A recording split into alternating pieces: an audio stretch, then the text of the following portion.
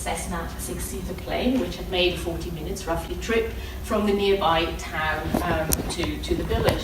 And as they arrived, the thing that happened, which is what always happens, is that lots of people crowded around the plane to see who was getting off and what kinds of luggage was being unloaded and so on.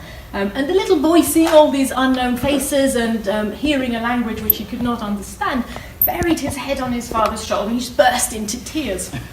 At which point, one of the young Panara men switched immediately from Panara into Portuguese, and he said to him, don't cry, lad, this here is the city.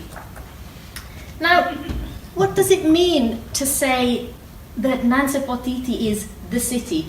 And what does it mean for Panara people's own understanding of the place they live in? In fact, from the point of view of Panara people, one of the key identifying features of non-Indigenous people is precisely that they live in cities. It's one of the key facts about white people, by which I mean non-Indigenous people, is that they live in cities.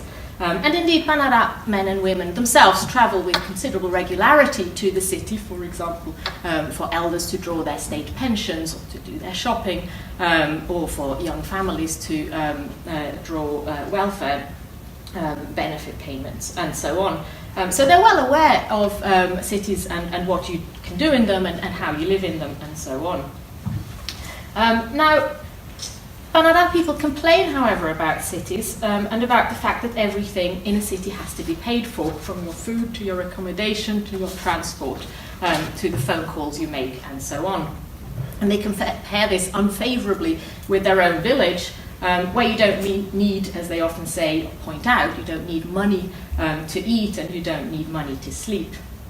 To tell the young boy then that all was well, since he had in fact arrived in the city, was for this young Panara man perhaps an acknowledgement that the order of the city was where such a little boy would feel at home. But it was also an invitation perhaps to feel at home in this village that evidently seemed so strange to him. Now, what sorts of spaces are these villages where Panara people feel at home? And what is it that is orderly about a Panara village? And how might we think about such order as being both produced as well as experienced? Finally, hopefully, I hope to think a little bit about what kind of lessons we might learn about the orderly city from looking at an orderly village. And I was minded this morning in the lecture when Monique Marx was talking about the need to have imaginative futures and think imaginatively about future cities. And one thing that I would perhaps suggest is that we can look to imaginative futures by looking at perhaps alternative visions of what it is to live well, and a small Panara city there in central Brazil might offer us some ideas.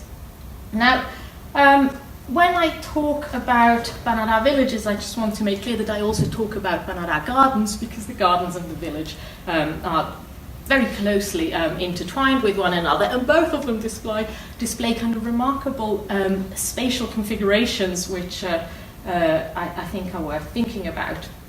So if we observe the space of the Panara village from above, taking, as it were, a bird's eye view, what we will come across is a circular village. You can see one right in the distance there, the circular village, and then around it a number of highly geometrically laid out gardens, so circular gardens with intersecting rows of banana plants, of maize stalks, of manioc, cassava plants, laid out in really quite striking geometrical patterns. And indeed the village itself is also laid out in very strikingly geometrical ways. So these are examples of some of the old gardens from the 1970s, which were one of the things that first drew Panara people to the attention of Brazilian National Society. Now, from the early 1970s, which is when Panara people entered really into sustained contact with Brazilian National Society, the orderliness of their villages and gardens stood out to observers who first saw these villages from the air. Like other linguistically and culturally related groups in the area, Panara people build round villages They build round villages, and perhaps, as I mentioned most remarkably, they also plant these carefully, geometrically laid out round gardens in which plant order and how you plant is a matter of considerable care and attention. Now, back in their round villages, residential houses make up the village periphery, while the centre of the village is taken up by usually two things. Now, what you've got here is two village layouts, if you like. You've got one from the era of contact, and then you've got a drawing by a young Banara man as he was, as it were, representing what his village looked like to him. And indeed, if we look at more recent aerial photographs of Banara villages, we see essentially exactly the same thing, except that everything has got much bigger. Everything has got much bigger, and the village space, which is already rather big on the drawing, has become even bigger. So we've got these circular villages, and at the centre of circular villages you have two men's houses. These are the two men's houses in the middle there, and one of the things that is interesting about this is that it's really the centre of the village, these two men's houses, which is the area of Banara kind of social worlds, which has been subject to the greatest kind of transformation. So you have moments in time when there's two men's houses, then it goes down to one men's house, then it expands back to two, then there's no men's house, and probably most recently, really, what you will get is a men's house as a kind of community collective space, and then so that gets moved slightly to off centre, and then you have a very big football pitch, which takes up the rest of the open village plaza. Now, in fact, if we look at Banara village layout over the 20 or so years in which I've been familiar with them, it's very evident then that it's really in the centre of the village that kind of transformation and change takes place. And indeed, Banara people themselves say that one of the things they used to do, which was to race logs, has now been displaced by football, and football has become one of the kind of central sporting activities of young men. It's what makes young men really tough, and it's most importantly perhaps one of the things also that you can do if you're sitting outside your residential house is to watch these young men playing football, and that indeed is what both women and older men do pretty much on a daily basis, sort of as you know, towards the end of the day. Now, while the village centre then has undergone a whole set of changes, a whole range of changes, it's the residential circle of houses which has displayed some sort of remarkable continuities, as indeed have their garden layouts. And the stability then of this village layout in terms of the residential circle, I think, can be related to certain features of Banara social organisation, of ways of living together, which I want to briefly introduce. Now, Banara society is composed of 4 clans. These clans are strictly and absolutely without exception exogamous. That means you always marry outside your own clan. And this is both a principle as well as in practice the case. Membership of your clan is transmitted from a mother to her children, and husbands on marriage move to their wife's clan. So the clans are fixed spatially on the village circle. Membership is transmitted from mothers to children. Men marry in, and indeed men leave again when marriages if marriages break down.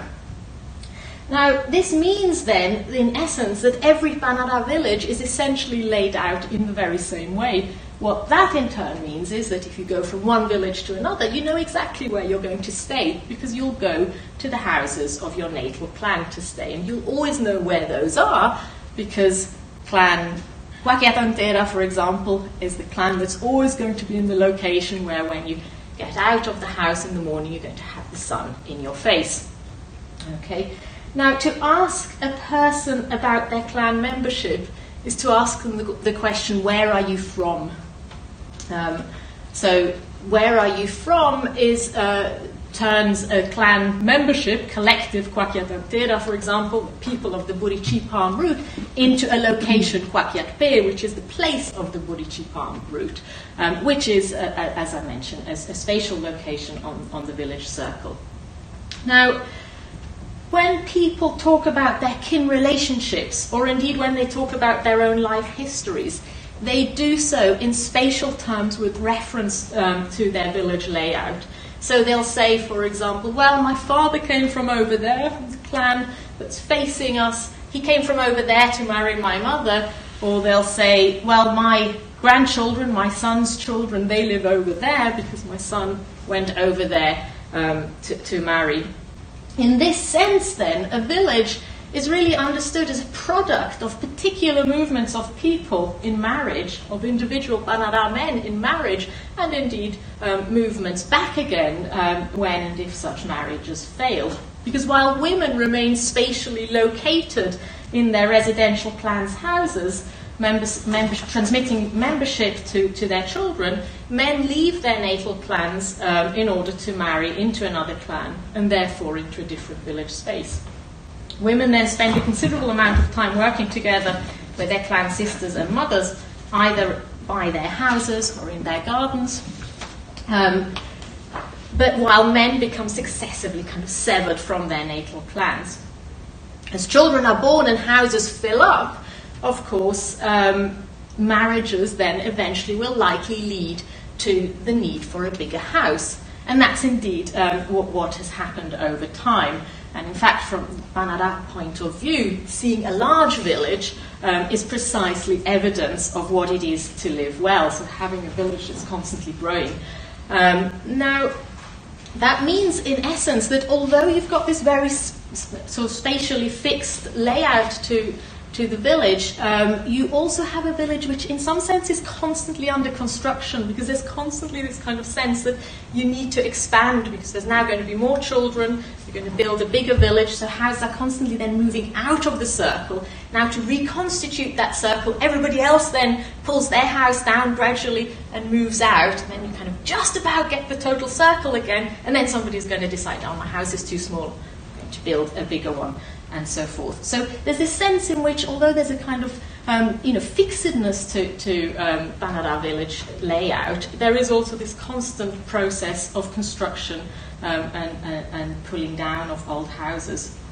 Now, it's important now to remind ourselves that, of course, Banara villages don't really look like that from the point of view of their residents.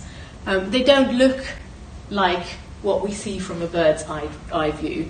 So what I've described in terms of a kind of a social map, something that is what gives order to people's social life, I want to now finally just turn on its head and suggest is really not a social map for people's ways of living, but rather arises out of particular kinds of social relations that people engage in with one another.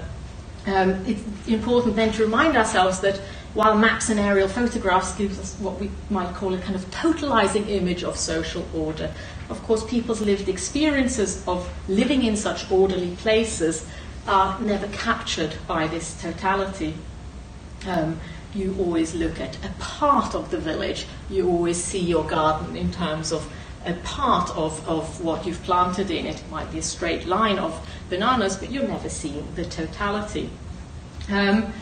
Right. Now, the theme of this round table, just to conclude, invites us to reflect, among other things, on how the value of orderliness structures urban transformations. Here I would like to remark, though, that I think we might draw a distinction between order as imposed and order as emergent. To read Banara villages as total social maps would be to accept order as imposed, while to think through the specific ways in which Banara people actually live in their villages, and indeed in the ways in which they produce their villages through their own life histories, might be to trace order as an emergent property of Banara social life. By the same token, in thinking about order in the city, should we perhaps then be thinking about specificities of perspective and what that might mean for people's experiences and productions of orderliness? I'll end there.